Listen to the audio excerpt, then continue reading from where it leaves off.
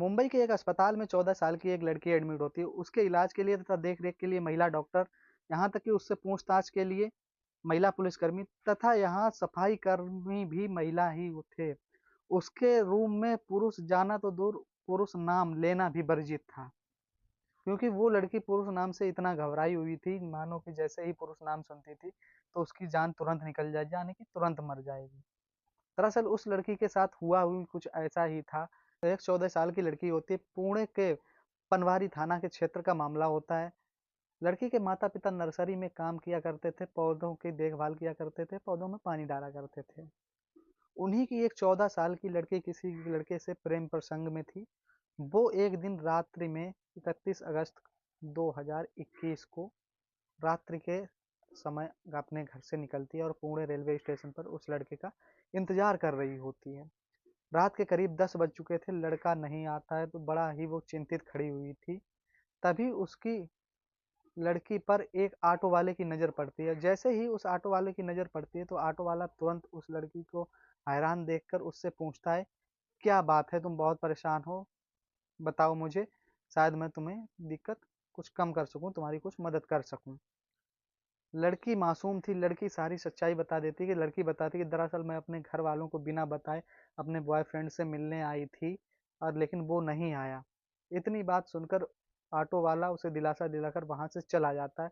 करीब 10 मिनट के बाद ऑटो वाला फिर वापस आता है और लड़की से बोलता है कि जिस लड़के को तुम ढूंढ रही हो वो लड़का स्टेशन के बाहर खड़ा है, वो तुम्हारा इंतजार कर रहा है। इतनी बात सुनकर लड़की के चेहरे पर मुस्कान आ जाती है और लड़की ऑटो वाले से कहती है कहाँ पर खड़ा है और वो यहाँ क्यों नहीं है। तभी वो कहती है, ऑटो वाला कहता है कि लड़का अपने किए पर बहुत शर्मिंदा है कि वो आने में लेट हो गया, इसलिए तुम्हारे सामने नहीं आना चाहता है। उसने मुझसे कहा है कि तुम उस लड़की को यहीं ले आओ।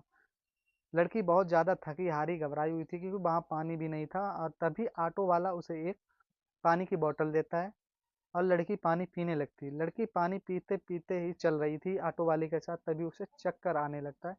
चक्कर आता है और चक्कर आने से पहले ही ऑटो वाला उस लड़की को लेकर ऑटो तक पहुंच जाता है और ऑटो में लेकर एक सुनसान जंगल के इलाके में निकल जाता है।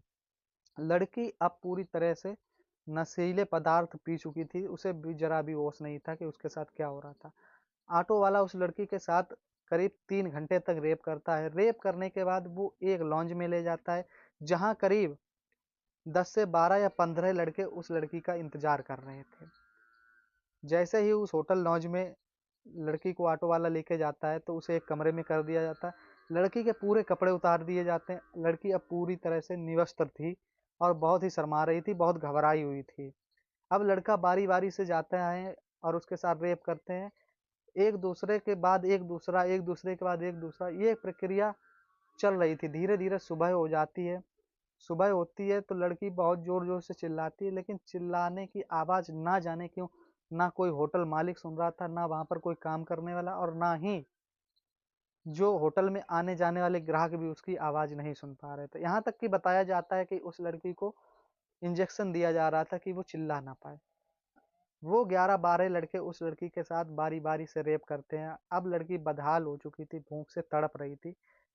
वो भीख मांगती है कि मुझे कुछ खाने को दे दो, पीने को पानी दे दो, लेकिन कोई उसे कुछ भी नहीं देता है। लड़की बहुत लाचार मजबूर थी। उन्हीं 11-12 लड़कों में से एक लड़के को दया आ जाती है। धीरे धीरे रात्रि हो चुकी थी। करीब अब लड़की को उस होटल में रुके हुए 24 घंटे हो चुके थे। 24 घंटे तक लगातार उसके साथ करीब 15 से 16 लोग रेप कर चुके थे। लड़की पूरी तरह से थक हार चुकी थी। उन्हीं में से जब एक लड़के को दया आती तो वो एक पुणे के रेलवे स्टेशन के बाहर, मुंबई का एक दादर रेलवे स्टेशन है, वहीं उस लड़की को छोड़ आता है। उस लड़की को छोड़ने के बाद लड़के सोचते हैं कि लड़की तो चली जाएगी। लड़के उस होटल से फरार हो जाते हैं, भाग जाते हैं। ऑटो वाला उधर पहले ही भाग चुका था। तभी उसी टाइम पर एक लड़का की नजर पड़ती है। तभी वो लड़का अपने साथी को भी बुलाता है। वो लड़के कोई और नहीं, दादर रेलवे स्टेशन के सफाई कर्मी थे। लड़की को इस हालत में देखकर उन लड़कों की भी नीयत खराब हो जाती है और उस लड़की के साथ वो भी रेप करना स्टार्ट कर देते। काफी समय रखने के बाद वो उस लड़की के साथ रेप करते हैं। उसकी हालत पर दया नहीं खाते और लगातार रेप करते जाते हैं। धीरे धीरे टाइम काफी हो चुका था। अब एक उत्तर दिशा में ट्रेन जा रही थी जो चंडीगढ़ जा रही थी। उस लड़की को उस ट्रेन में बिठा देते हैं। ना जाने क्यों वो लड़की डरी सहमी हुई ट्रेन में बैठी हुई थी। जाने कितने लोग आते जाते रहे, किसी ने उसका हाल चाल नहीं पूछा, किसी की भी उस पर नजर नहीं पड़ी। तभी कई 100 किलोमीटर का सफर करने के बाद वो ट्रेन चंडीगढ़ पहुंचती है और रुकती है। चंडीगढ़ में जब वो स्टेशन से बाहर उतरती तो तभी उसे एक जीआरपी का जवान देखता है, और जीआरपी का जवान जैसे ही उस लड़की की हालत को देखता है और वो समझ जाता है कि कुछ तो इसके साथ गड़बड़ है।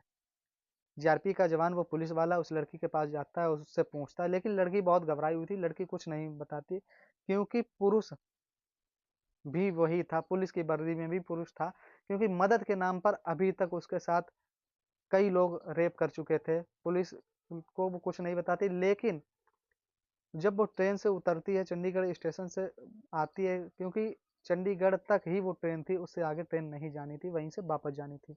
जीआरपीएफ का जवान सीडब्ल्यूसी पे फ़ोन करता है, मतलब चाइल्ड वेलफेयर केयर पे फ़ोन करता है, और वहाँ से महिला अधिकारी को बुलाता है। महिला अधिकारी आती है और उस लड़की को अपने साथ ले जाती है।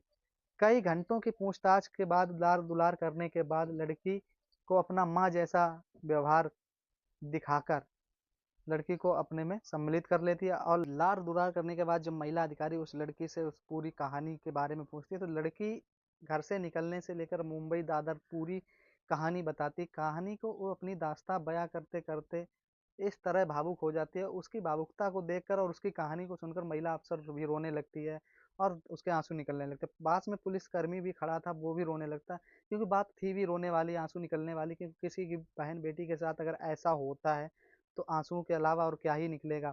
निकलना था तो गुस्सा निकल रहा था, और सख्त से सख्त कार्रवाई की मांग की जा रही थी, और बद्दुआएं निकल रही थी उन आरोपियों के खिलाफ। तभी उधर अचानक से गायब हुई लड़की, जो अपने घर से गायब हुई थी, और उसके माता पिता ज़्यादा पढ़े लिखे नहीं थे, तो पनवारी थाने में रिपोर्ट दर्ज कराते हैं, और पुलिस अपना काम बखूबी से अच्छी तरह से करती है। चंडीगढ़ से लेकर पनवारी थाने तक की पुलिस बहुत ही अच्छी पुलिस थी। जितनी भी तारीफ की जाए वो कम ही होगी, क्योंकि पुलिस जैसे ही रिपोर्ट लिखती है, पुलिस अपना काम स्टार्ट कर देती है, पुलिस को ढूंढना स्टार्ट कर देती है।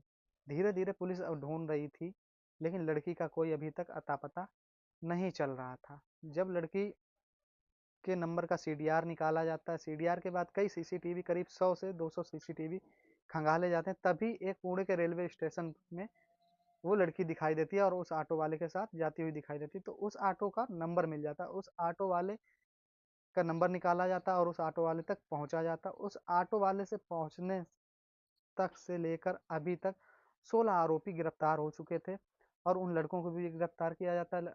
उन लड़कों के बाद लड़की और भी दास्तान सुनाती, जो दादर रेलवे स्टेशन पर सफाई कर्मियों ने उसके साथ बलात्कार किया था, उनको भी गिरफ्तार किया जाता है। 11 सितंबर 2021 को ये मामला पूरा खुलता है।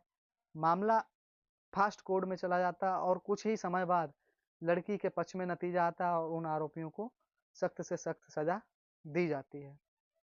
धन्यवाद।